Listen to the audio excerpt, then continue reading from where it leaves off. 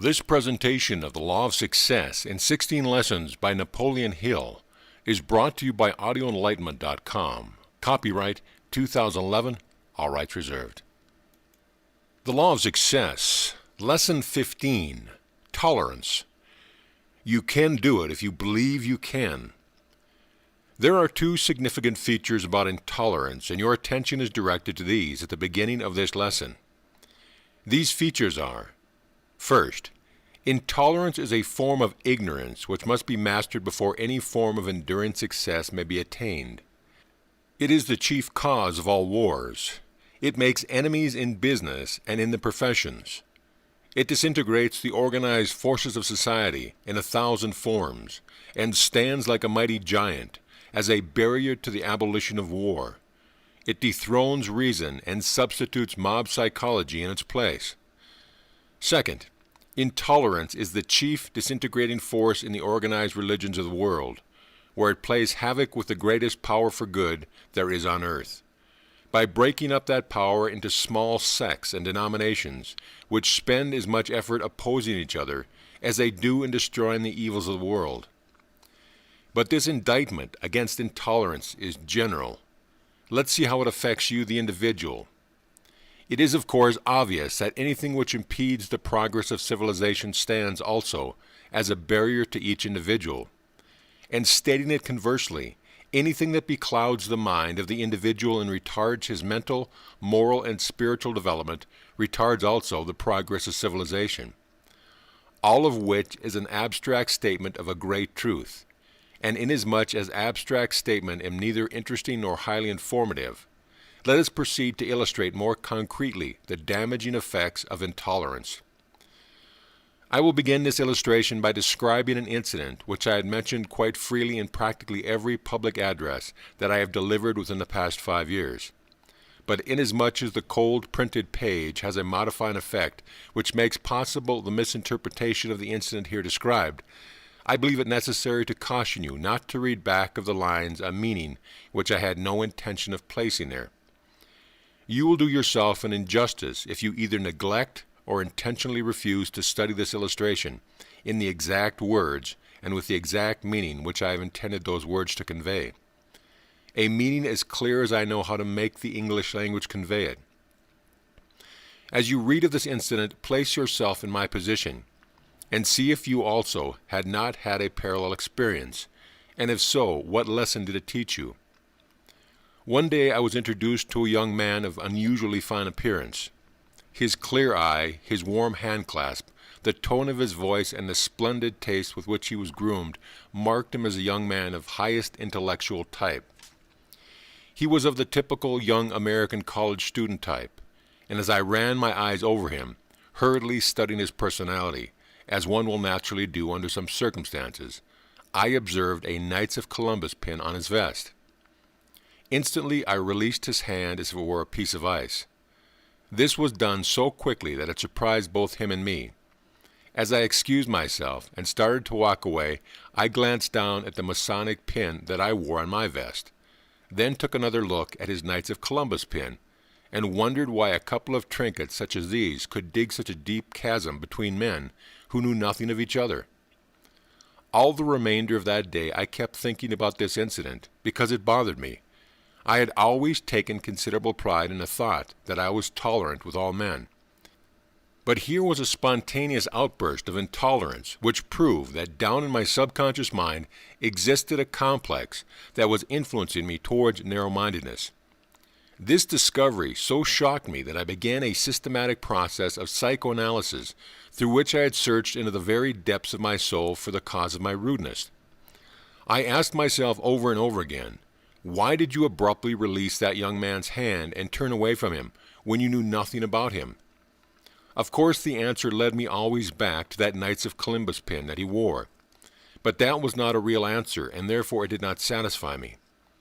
Then I began to do some research work into the field of religion.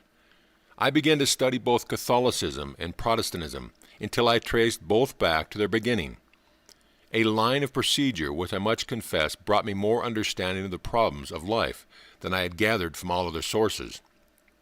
For one thing, it disclosed the fact that Catholicism and Protestantism differ more in form than they do in effect, that both are founded on exactly the same cause, which is Christianity. But this was by no means all, nor was it the most important of my discoveries, for my research led of necessity in many directions, and forced me into the field of biology, where I learned much that I needed to know about life in general, and the human being in particular. My research led also to the study of Darwin's hypothesis of evolution, as outlined in his Origin of Species, and this in turn led to a much wider analysis of the subject of psychology than that which I had previously made. As I began to reach out in this direction and that for knowledge, my mind began to unfold and broaden with such alarming rapidity that I practically found it necessary to wipe the slate of what I believed to be my previously gathered knowledge, and to unlearn much that I had previously believed to be truth. Comprehend the meaning of that which I have just stated. Imagine yourself suddenly discovering that most of your philosophy of life had been built of bias and prejudice, making it necessary for you to acknowledge that, far from being a finished scholar, you were barely qualified to become an intelligent student. That was exactly the position in which I found myself, with respect to many of what I believed to be sound fundamentals of life. But of all the discoveries to which this research led, none was more important than that of the relative importance of physical and social heredity. For it was this discovery that disclosed the cause for my action when I turned away from a man whom I did not know, on the occasion that I have described. It was this discovery that disclosed to me how and where I acquired my views of religion, of politics, of economics, and many other equally important subjects. And I both regret and rejoice to state that I found most of my views on these subjects without support by even a reasonable hypothesis, much less sound facts or reason. I then recalled a conversation between the late Senator Robert Tyler and myself, in which we were discussing the subject of politics. It was a friendly discussion, as we were of the same political faith. But the senator asked me a question for which I had never forgave him until I began the research to which I had referred. "I see that you are a very staunch Democrat," said he, "and I wonder if you know why you are." I thought of the question for a few seconds, then blurted out this reply. "I am a Democrat because my father was one, of course." With a broad grin on his face, the senator then nailed me with this rejoinder. "Just as I thought. Now wouldn't you be in a bad fix if your father had been a horse thief?" It was many years later, after I began the research work herein described, that I understood the real meaning of Senator Taylor's joke. Too often we hold opinions that are based upon no sounder foundation than that of what somebody else believes. That you may have a detailed illustration of the far-reaching effects of one of the more important principles uncovered by the incident to which I have referred, and that you may learn how and where you acquired your philosophy of life in general, that you may trace your prejudices and your biases to their original source, that you may discover, as I discovered, how largely you are the result of the training you received before you reached the age of 15 years. I will now quote the full text of a plan which I submitted to Mr. Edward Bach's committee, the American Peace Award for the Abolition of War. This plan covers not only the most important of the principles to which I refer, but as you will observe, it shows how the principle of organized effort, as outlined in Lesson 2 of this course, may be applied to one of the most important of the world's problems, and at the same time gives you a more comprehensive idea of how to apply this principle in the attainment of your definite chief aim. How to abolish war. The background. Before offering this plan for the prevention of war, it seems necessary to sketch briefly a background that will clearly describe the principle which constitutes the warp and the woof of the plan. The causes of war may be properly omitted for the reason that they have but little, if any, relation to the principle through which war may be prevented. The beginning of this sketch deals with two important factors which constitute the chief controlling forces of civilization. One is physical heredity, and the other is social heredity. The size and form of the body, the texture of the skin, the color of the eyes, and the functioning power of the vital organs are all the result of physical heredity. They are static and fixed and cannot be changed, for they are the result of a million years of evolution. But by far the most important part of what we are is the result of social heredity, and come to us from the effects of our environment and early training. Our conception of religion, politics, economics, philosophy, and other subjects of a similar nature, including war, is entirely the result of those dominating forces of our environment and training. The Catholic is a Catholic because of his early training, and the Protestant is a Protestant for the same reason. But this is hardly stating the truth with sufficient emphasis. For it might be properly said that the Catholic is a Catholic and the Protestant is a Protestant because he cannot help it. With but few exceptions, the religion of an adult is the result of his religious training during the years between 4 and 14, when his religion was forced upon him by his parents or those who had control of his schooling. A prominent clergyman indicated how well he understood the principle of social heredity when he said, "Give me the control of the child until it is 12 years old, and you can teach it any religion you may please after that time, for I will have planted my own religion so deeply in his mind that no power on earth could undo my work." The outstanding and most prominent of men's beliefs are those which are forced upon him, or which he absorbed of his own volition under highly emotionalized conditions, when his mind was receptive.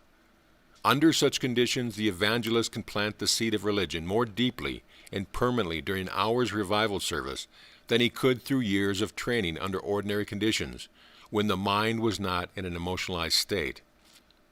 The people of the United States have immortalized Washington and Lincoln because they were the leaders of the nation during times when the minds of people were highly emotionalized, as the result of calamities which shook the very foundation of our country and vitally affected the interest of all the people. Through the principle of social heredity operating through the schools, American history, and through other forms of impressive teaching, the immortality of Washington and Lincoln is planted in the minds of the young, and in that way kept alive. The three great organized forces through which social heredity operates are the schools, the churches, and the public press. Any ideal that has the active cooperation of these three forces may, during the brief period of one generation, be forced upon the minds of the young so effectively that they cannot resist it. In 1914, the world awoke one morning to find itself aflame with warfare on a scale previously unheard of. And the outstanding feature of importance of that worldwide calamity was the highly organized German armies. For more than 3 years, these armies gained ground so rapidly that world domination by Germany seemed certain. The German military machine operated with efficiency such as had never been before demonstrated in warfare. With Coulter as her avid ideal, modern Germany swept the opposing armies before her as though they were leaderless, despite the fact that the Allied forces outnumbered her own on every front. The capacity for sacrifice in the German soldiers in support of the idea of Kultur was the outstanding surprise of the war, and that capacity was largely the result of the work of two men. Through the German educational system, which they controlled, the psychology which carried the world into war in 1914 was created in the definite form of Kultur. These men were Adalbert Falk, Prussian Minister of Education until 1879, and the German Emperor William II. The agency through which these men produced this result was social heredity, the imposing of an ideal on the minds of the young under highly emotionalized conditions. Kultur, as a national ideal, was fixed in the minds of the young of Germany, beginning first in the elementary schools and extending on up through the high schools and universities. The teachers and professors were forced to implant the idea of Kultur in the minds of the students, and out of this teaching, in a single generation, grew the capacity for sacrifice of the individual for the interests of the nation, which surprised the modern world. As Benjamin Kidd so well stated the case, the aim of the state of Germany was everywhere to orient public opinion to the heads of both its spiritual and temporal departments, through the bureaucracy, through the officers of the army, through the state direction of the press, and last of all, through the state direction of the entire trade and industry of the nation, so as to bring the idealism of the whole people to a conception of and to a support of the national policy of modern Germany. Germany controlled the press, the clergy, and the schools. Therefore, is it any wonder that she grew an army of soldiers during one generation, which represented to a man her ideal of Kultur? Is it any wonder that the German soldiers faced certain death with fearless impunity, when one stops to consider the fact that they had been taught from early childhood that this sacrifice was a rare privilege? Turn now for the brief description of the modus operandi through which the German prepared her people for war, to another strange phenomena, Japan. No Western nation, with the exception of Germany, has so clearly manifested its understandings of the far-reaching influence of social heredity as has Japan. Within a single generation, Japan has advanced from her standing as a fourth-rate nation to the ranks of nations that are recognized powers of the civilized world. Study Japan and you will find that she forces upon the minds of her young, through exactly the same agencies employed by Germany, the ideal of subordination of individual rights for the sake of accumulation of power by the nation. In all of her controversies with China, competent observers have seen that back of the apparent causes of the controversies was Japan's stealthy attempt to control the minds of the young by controlling the schools. If Japan could control the minds of the young of China, she could dominate that gigantic nation with one generation. If you would study the effect of social heredity as is being used for the development of a national idea by still another nation of the West, observe what has been going on in Russia since the ascendancy to the power of the Soviet government of Russia, which is now patterning the minds of the young to conform with a national ideal, the nature of which it requires no master analyst to interpret. That ideal, when fully developed during the maturity of that present generation, will represent exactly that which the Soviet government wishes it to represent. Of all the flood of propaganda concerning the Soviet government of Russia that has been poured into this country through the tens of thousands of columns of newspaper space devoted to it since the close of the war, the following brief dispatch is by far the most significant. Russian Reds order books. Contracts being let in Germany for 20 million volumes. Educational propaganda is aimed chiefly at children. By George Witz. Special cable to the Chicago Daily News Foreign Service, Berlin, Germany, November 9, 1920. Contracts for printing 20 million books in the Russian language, chiefly for children, are being placed in Germany on behalf of the Soviet government by Gershenbin, a well-known Petrograd publisher and a friend of Maxim Gorky. Gershwin first went to England, but was received with indifference when he broached the subject to the British government. The Germans, however, not only welcomed him eagerly, but submitted prices so low that they could not possibly be underbidden in any other country. The Alsteins, Berlin newspaper and book publishers, have agreed to print several million of the books at less than cost. This shows what is going on over there. Far from being shocked by the significant press dispatch, the majority of the newspapers of America did not publish it, and those that did give it space placed it in an obscure part of the paper, in small type. Its real significance will become more apparent some 20-odd years from now, when the Soviet government of Russia will have grown an army of soldiers who will support to the man whatever national ideal the Soviet government sets up. The possibility of war exists as a stern reality today solely because the principle of social heredity has not only been used as a sanctioning force in support of war, but it has actually been used as a chief agency through which the minds of men have been deliberately prepared for war.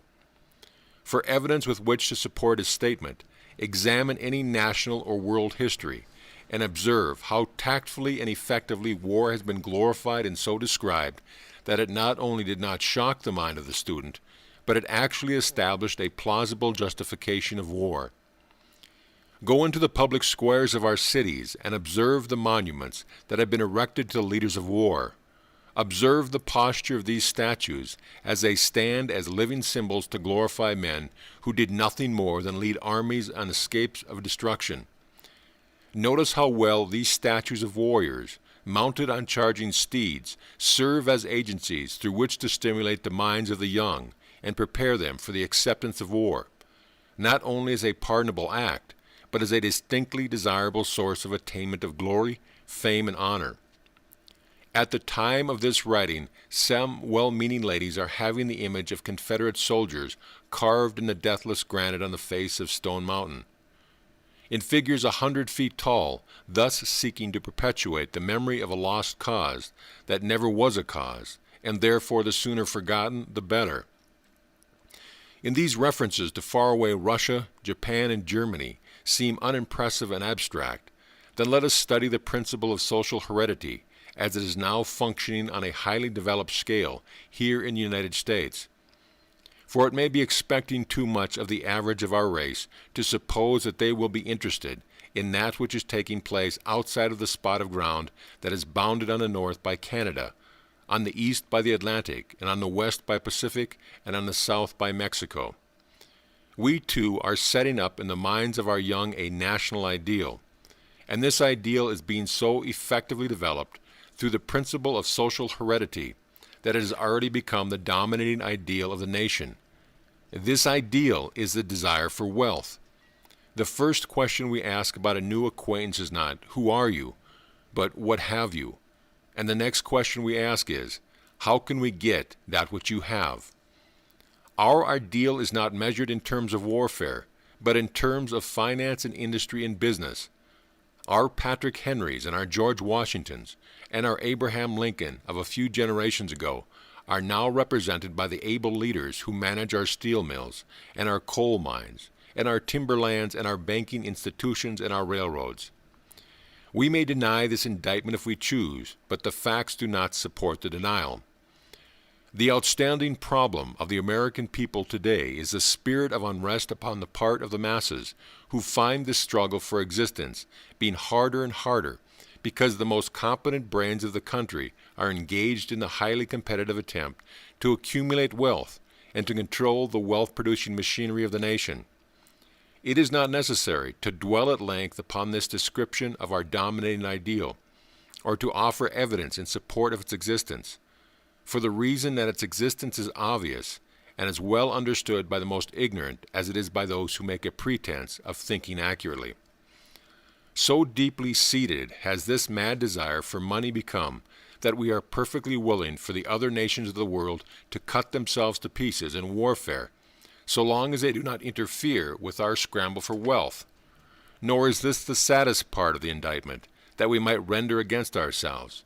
For we are not only willing for other nations to engage in warfare, but there is considerable reason to believe that those of us who profit by the sale of war supplies actually encourage this warfare among other nations. The plan. War grows out of the desire of the individual to gain advantage at the expense of his fellow man, and the smoldering embers of this desire are fanned into a flame through the grouping of these individuals, who place the interests of the group above those of other groups. War cannot be stopped suddenly. It can be eliminated only by education, through the aid of the principle of subordination of the individual interests to the broader interest of the human race as a whole. Man's tendencies and activities, as we have already stated, grow out of two great forces. One is physical heredity, and the other is social heredity. Through physical hereditary, man inherits these early tendencies to destroy his fellow man out of self-protection. This practice is a holdover from the age when the struggle for existence was so great that only the physically strong could survive. Gradually men began to learn that the individual could survive under more favorable circumstances by aligning himself with others, and out of that discovery grew our modern society, through which groups of people have formed states, and these groups in turn have formed nations. There is but little tendency toward warfare between the individuals of a particular group or nation, for they have learned through the principle of social heredity that they can best survive by subordinating the interest of the individual to that of the group. Now the problem is to extend this principle of grouping so that the nations of the world will subordinate their individual interest to those of the human race as a whole. This can be brought about only through the principle of social heredity, by forcing upon the minds of the young of all races the fact that war is horrible and does not serve either the interest of the individual engaging in it or the group to which the individual belongs. The question then arises, how can this be done? Before we answer this question, let us again define the term social heredity and find out what its possibilities are. Social heredity is the principle through which the young of the race absorb from their environment, and particularly from their early training by parents, teachers, and religious leaders, the beliefs and tendencies of the adults who dominate them. Any plan to abolish war, to be successful, depends upon the successful cooperation and coordination of effort between all the churches and schools of the world for the avowed purpose of so fertilizing the minds of the young with the idea of abolishing war, that the very word war will strike terror in their hearts. There is no other way of abolishing war. The next question that arises, how can the churches and schools of the world be organized with this high ideal as an objective? The answer is that not all of them can be induced to enter into such an alliance at one time, but a sufficient number of the more influential ones can be induced, and this in time will lead or force the remainder into the alliance, as rapidly as public opinion begins to demand it. Then comes the question, who has sufficient influence to call a conference of the most powerful religious and educational leaders? The answer is, the President and Congress of the United States.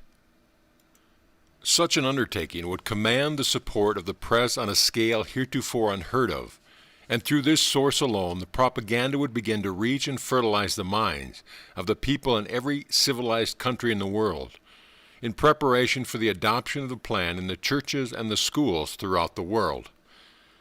The plan for the abolition of war might be likened to a great dramatic play, with these as the chief factor: stage setting, at the Capitol of the United States; star actors, the President and members of Congress; minor actors, the leading clergymen of all denominations and the leading educators, all on the stage by invitation and at the expense of the United States government; press room, representatives of the news-gathering agencies of the world; stage equipment, a radio broadcasting outfit that would distribute the entire proceeding halfway around the world; title of the play, Thou Shalt Not Kill; object of the play, the creation of a world court to be made up of representatives of all races, whose duty it would be to hear evidence and adjudicate the cases arising out of disagreements between nations. Other factors would enter into this great world drama, but they would be of minor importance. The main issues and the most essential factors are here enumerated. One other question remains. Who will start the machinery of the United States government into action to call this conference? And the answer is public opinion, through the aid of an able organizer and leader who will organize and direct the efforts of a Golden Rule Society, the object of which will be to move the President and Congress into action. No League of Nations and no mere agreement between nations can abolish war as long as there is the slightest evidence of sanctions of war in the heart of the people. Universal peace between nations will grow out of a movement that will be begun and carried on at first by the comparatively small number of thinkers. Gradually this number will grow until it will be composed of the leading educators, clergymen, and publicists of the world, and these in turn will so deeply and permanently establish peace as the world ideal that it will become an ultimate reality. This desirable end may be attained in a single generation under the right sort of leadership, but more likely it will not be attained for many generations to come, for the reason that those who have the ability to assume the leadership are too busy in their pursuit of worldly wealth to make the necessary sacrifice for the good of generations yet unborn. War can be eliminated, not by appeal to reason, but by appeal to the emotional side of humanity. This appeal must be made by organizing and highly emotionalizing the people of different nations of the world in support of a universal plan for peace, and this plan must be forced upon the minds of the oncoming generations with the same diligent care that we now force upon the minds of our young the ideal of our respective religions. It is not stating the possibilities too strongly to say that the churches of the world could establish universal peace as an international ideal within one generation, if they would but direct toward the end one half of the effort which they now employ in opposing one another. We would still be within the bounds of conservationism if we stated the Christian churches alone have sufficient influence to establish universal peace as a worldwide ideal within 3 generations, if the various sects would combine their forces for that purpose. That which the leading churches of all religious, the leading schools and the public press of the world could accomplish in forcing the ideal of universal peace upon both the adult and the child mind of the world within a single generation staggers the imagination. If the organized religions of the world, as they now exist, will not subordinate their individual interest and purpose to that of establishing universal peace, then the remedy lies in establishing a universal church of the world that will function through all races and whose creed will be based entirely upon the one purpose of implanting in the minds of the young the ideal of worldwide peace. Such a church would gradually attract a following from the rank and file of all other churches. And if the educational institutions of the world will not cooperate in fostering this high ideal of universal peace, then the remedy lies in the creation of an entirely new educational system that will implant in the minds of the young the ideal of universal peace. And if the public press of the world will not cooperate in setting up the ideal of universal peace, then the remedy lies in the creation of an independent press that will utilize both the printed page and the forces of the air for the purpose of creating mass support for this high ideal. In brief, if the present organized forces of the world will not lend their support to establishing universal peace as an international ideal, then new organizations must be created which will do so. The majority of the people of the world want peace, wherein lies the possibility of its attainment. At first thought, it seems too much to expect that the organized churches of the world could be induced to pool their power and subordinate their individual interests to those of civilization as a whole. But this seemingly insurmountable obstacle is, in reality, no obstacle at all, for the reason that whatever support this plan borrows from the churches, it gives back to them 1,000-fold, to the increased power the church attains. Let us see just what advantages the church realizes by participation in this plan to establish universal peace as a world ideal. First of all, it will be clearly seen that no individual church loses any of its advantages by aligning itself with other denominations in establishing this world ideal. The alliance in no way changes or interferes with the creed of any church. Every church entering the alliance will come out of it with all the power and advantages that it possessed before it went in, plus the additional advantage of greater influence which the church as a whole will enjoy by reason of having served as a leading factor in forcing upon civilization the greatest single benefit it has enjoyed in the history of the world. If the church gained no other advantages from the alliance, this one would be sufficient to compensate it. But the important advantage that the church will have gained by this alliance is the discovery that it has sufficient power to force its ideals upon the world when it places its combined support back of the undertaking. By this alliance, the church will have grasped the far-reaching significance of the principle of organized effort, through the aid of which it might easily have dominated the world and imposed its ideals upon civilization. The church is by far the greatest potential power in the world today, but its power is merely potential and will remain so until it makes use of the principle of allied or organized effort. That is to say, until all denominations formulate a working agreement under which the combined strength of organized religion will be used as a means of forcing a higher ideal upon the minds of the young. The reason that the church is the greatest potential power in the world is the fact that its power grows out of man's emotions. Emotion rules the world, and the church is the only organization which rests solely upon the power of emotion. The church is the only organized factor of society which has the power to harness and direct the emotional forces of civilization, for the reason that the emotions are controlled by faith and not by reason. and the church is the only great organized body in which faith of the world is centered. The church stands today as so many disconnected units of power, and it is not overstating the possibility to say that when these units shall have been connected through allied effort, the combined power of that alliance will rule the world, and there is no opposing power on earth that can defeat it. It is in no discouraging spirit that this statement is followed by another, which may seem still more radically, namely, the task of bringing about this alliance of the churches in support of the world ideal of universal peace must rest upon the female members of the church, for the reason that the abolition of war promises advantage that may be prolonged into the future, and that may accrue only to the unborn generations.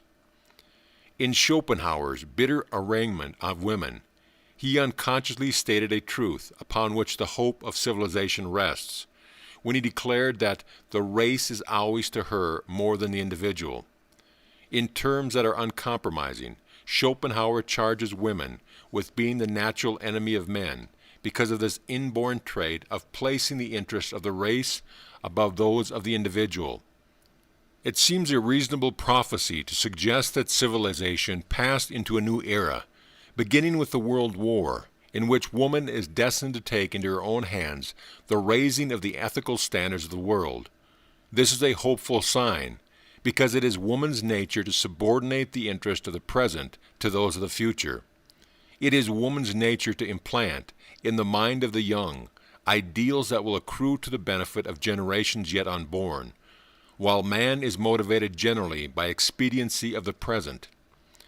In Schopenhauer's vicious attack upon woman, he has stated a great truth concerning her nature, a truth which might well be utilized by all who engage in a worthy work of establishing universal peace as a world ideal. The women's clubs of the world are destined to play a part in the world affairs other than that of gaining suffrage for women. Let civilization remember this. Those who do not want peace are the ones who profit by war. In numbers, this class constitutes but a fragment of the power of the world, and could be swept aside as though it did not exist, if the multitude who do not want war were organized with the high ideal of universal peace as their objective. In closing, it seems appropriate to apologize for the unfinished state of this essay, but it may be pardonable to suggest that the bricks and the mortar and the foundation stones and all of the other necessary materials for the construction of the temple of universal peace have been here assembled, where they might be rearranged and transformed into this high ideal as a world reality. Let us now proceed to apply the principle of social heredity to the subject of business economy, and ascertain whether or not it can be made of practical benefit in the attainment of material wealth. If I were a banker, I would procure a list of all the births in the families within a given distance of my place of business, and every child would receive an appropriate letter, congratulating it on its arrival in the world at such an opportune time, in such a favorable community, and from that time on it would receive from my bank a birthday reminder of an appropriate nature. When it arrived at the storybook age, it would receive from my bank an interesting storybook in which the advantages of saving would be told in a story form. If the child were a girl, it would receive doll cutout books with the name of my bank on the back of each doll as a birthday gift. If it were a boy, it would receive baseball bats.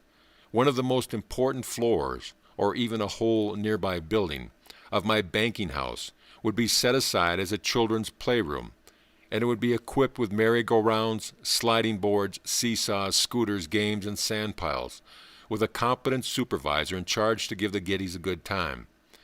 I would let that playroom become the popular habitat of the children of the community, where mothers might leave their youngsters in safety while shopping or visiting. I would entertain these youngsters so royally that when they grew up and became bank depositors whose accounts were worthwhile, they would be inseparably bound to the bank, and meanwhile I would in no way be lessening my chances of making depositors of the fathers and mothers of those children. If I were the owner of a business school, I would begin cultivating the boys and girls of my community from the time they reached the 5th grade, on up through high school, so that by the time they were through high school and ready to choose a vocation, I would have the name of my business school well fixed in their mind. If I were a grocer or a department store owner or a druggist, I would cultivate the children, thereby attracting both them and their parents to my place of business. For it is a well-known fact that there is no shorter route to the heart of a person than that which leads through interest manifested in the offspring. If I were a department store owner and used whole pages of newspaper space, as most of them do, I would run a comic strip at the bottom of each page, illustrating it with scenes in my playroom, and this way induce the children to read my advertisements. If I were a preacher, I would equip the basement of my church with a children's playroom that would attract the children of the community every day in the week. And if my study were nearby, I would go into that playroom and enjoy the fun with the little fellows, thereby gaining the inspiration with which to preach better sermons, while at the same time raising parishioners for tomorrow. I can think of no more effective method than this of rendering a service that would be in harmony with Christianity, and which would at the same time make my church a popular place of abode for the young folks. If I were a national advertiser or the owner of a mail-order house, I would find appropriate ways and means of establishing a point of contact with the children of the country. For let me repeat, there is no better way of influencing the parent than that of capturing the child. If I were a barber, I would have a room equipped exclusively for children, for this would bring me the patronage of both the children and their parents. In the outskirts of every city, there is an opportunity for a flourishing business for someone who will operate a restaurant and serve meals of the better home-cooked quality, and cater to families who wish to take the children and dine out occasionally. I would have the place equipped with well-stocked fishing ponds and ponies and all sorts of animals and birds in which children are interested. If I were opening it and induce the children to come out regularly and spend the entire day. Why speak of gold mines when opportunities such as this are abundant? These are but a few of the ways in which the principle of social heredity might be used in advantage in business. Attract the children and you attract the parents. If nations can build soldiers of war to order by bending the minds of their young in the direction of war, businessmen can build customers to order through the same principle. We come now to another important feature of this lesson, through which we may see from another angle how power may be accumulated by cooperative, organized effort. In the plan for the abolition of war, you observed how coordination of effort between three of the great organized powers of the world, the schools, churches, and public press, might serve to force universal peace. We learned many lessons of value from the World War, outrageous and destructive as it was, but none of greater importance than that of the effect of organized effort. You will recall that the tide of war began to break in favor of the Allied armies just after all armed forces were placed under the direction of Foch, which wrought about complete coordination of effort in the Allied ranks. Never before in the history of the world had so much power been concentrated in one group of men as that which was created through the organized effort of the Allied armies. We come now to one of the most outstanding and significant facts to be found in the analysis of these Allied armies, namely that they were made up of the most cosmopolitan group of soldiers ever assembled on this earth. Catholics and Protestants, Jews and Gentiles, blacks and whites, yellows and tans, and every race on earth were represented in these armies. If they had any difference on account of race or creed, they laid them aside and were subordinated them to the cause for which they were fighting. Under the stress of war, that great mass of humanity was reduced to a common level where they fought shoulder to shoulder, side by side, without asking any questions as to each other's racial tendencies or religious beliefs. If they could lay aside intolerance long enough to fight for their lives over there, why can we not do the same while we fight for higher standard of ethics in business and finance and industry over here? Is it only when civilized people are fighting for their lives that they have the foresight to lay aside intolerance and cooperate in the furtherance of common end? If it were advantageous to the Allied armies to think and act as one thoroughly coordinated body, would it be less advantageous for the people of a city or a community or an industry to do so? If all the churches and schools and newspapers and clubs and civic organizations of your city allied themselves with the furtherance of a common cause, do you not see how such an alliance would create sufficient power to ensure the success of that cause? Bring the illustration still nearer your own individual interest by an imaginary alliance between all of the employers and all of the employees of your city for the purpose of reducing friction and misunderstanding, thereby enabling them to render better service at a lower cost to the public and greater profit to themselves. We learned from the World War that we cannot destroy a part without weakening the whole, that when one nation or group of people is reduced to poverty and want, the remainder of the world suffers also. Stated conversely, we learned from the World War that cooperation and tolerance are the very foundation of enduring success. Surely the more thoughtful and observant individuals will not fail to profit as individuals by these great lessons which we learned from the World War. I am not unmindful of the fact that you are probably studying this course for the purpose of profiting in every way possible from a purely personal viewpoint by the principles upon which it is founded. For this very reason, I have endeavored to outline the application of these principles to as wide a scope of subject as possible.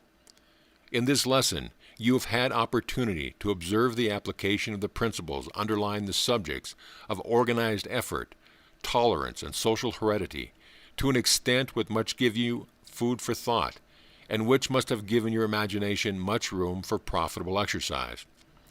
I have endeavored to show you how these principles may be employed both in the furtherance of your own individual interests, in whatever calling you may be engaged, and for the benefit of civilization as a whole. Whether your calling is that of preaching sermons, selling goods or personal services, practicing law, directing the efforts of others, or working as a day laborer, it seems not too much to hope that you will find in this lesson a stimulus to thought which may lead you to higher achievements. If perchance you are a writer of advertisements, you will surely find in this lesson sufficient food for thought to add more power to your pen. If you have personal services for sale, it is not unreasonable to expect that this lesson will suggest ways and means of marketing these services to a greater advantage. In uncovering for you the source from which intolerance is usually developed, this lesson has led you also to the study of other thought-provoking subjects which might easily mark the most profitable turning point of your life. Books and lessons in themselves are of but little value. Their real value, if any, lies not in their printed pages, but in the possible action which they may arouse in the reader. For example, when my proofreader had finished reading the manuscript of this lesson, she informed me that it had so impressed her and her husband that they intended to go into the advertising business and supply banks with an advertising service that would reach the parents through the children. She believes the plan is worth $10,000 a year to her. Frankly, her plan so appealed to me that I would estimate its value at a minimum of more than 3 times the amount she mentioned, and I doubt not that it would have made to yield 5 times that amount if it were properly organized and marketed by an able salesman. Nor is that all that this lesson has accomplished before passing from the manuscript stage. A prominent business college owner to whom I showed the manuscript has already begun to put into effect the suggestions which referred to the use of social heredity as a means of cultivating students, and he is sanguine enough to believe that a plan, similar to the one he intends using, could be sold to the majority of the 1,500 business colleges in the United States and Canada, on a basis that would yield the promoter of the plan a yearly income greater than the salary received by the President of the United States. And as this letter is being completed, I am in receipt of a letter from Dr. Charles Groch of Atlanta, Georgia, in which he informs me that a group of prominent businessmen in Atlanta have just organized the Golden Rule Club, the main object of which is to put into operation, on a nationwide scale, the plan for the abolition of war as outlined in this lesson. A copy of that portion of this lesson dealing with the subject on abolition of war was sent to Dr. Crouch several weeks before the completion of this lesson. These 3 events, happening one after the other, within a period of a few weeks, have strengthened my belief that this is the most important lesson of the entire 16. but its value to you will depend entirely upon the extent to which it stimulates you to think and to act as you would not have done without its influence. The chief object of this course, and particularly of this lesson, is to educate, more than it is to inform, meaning by the word educate to educe, to draw out, to develop from within, to cause you to use the power that lies sleeping within you, awake the wakening hand of some appropriate stimulus to arouse you to action. In conclusion, may I not leave you with my personal sentiments on tolerance in the following essay which I wrote in the hour of my most trying experience, when an enemy was trying to ruin my reputation and destroy the results of a lifetime of honest effort to do some good in this world. A handsome wall hanger of this essay on intolerance will be sent to each student of this course, along with the report on the personal analysis questionnaire. This hanger is printed in 2 colors and personally autographed by the author of the Law of Success course. Tolerance. When the dawn of intelligence shall have spread its wings over the eastern horizon of progress, and ignorance and superstition shall have left their last footprints on the sands of time, it will be recorded in the book of man's crimes and mistakes that his most grievous sin was that of intolerance. The bitterest intolerance grows out of racial and religious differences of opinion, as a result of early childhood training. How long, O Master of human destinies, until we poor mortals will understand the folly of trying to destroy one another because of dogmas and creeds and other superficial matters over which we do not agree? Our allotted time on this earth is but a fleeting moment at most. Like a candle, we are lighted, shine for a moment, and flicker out. Why can we not so live during this short earthly sojourn, that when the great caravan called death draws up and announces this visit about finished, we will be ready to fold our tents, and like the Arabs of the desert, silently follow the caravan out into the darkness of unknown without fear and trembling? I am hoping that I will find no Jews or Gentiles, Catholics or Protestants, Germans or Englishmen, Frenchmen or Russian, blacks or whites, reds or yellows, when I shall have crossed the bar to the other side. I am hoping I will find there only human souls, brothers and sisters all, unmarked by race, creed, or color. For I shall want to be done with intolerance, so I may lay down and rest an eon or 2, undisturbed by the strife, ignorance, superstition, and petty misunderstandings, which mark with chaos and grief this earthly existence. End of lesson.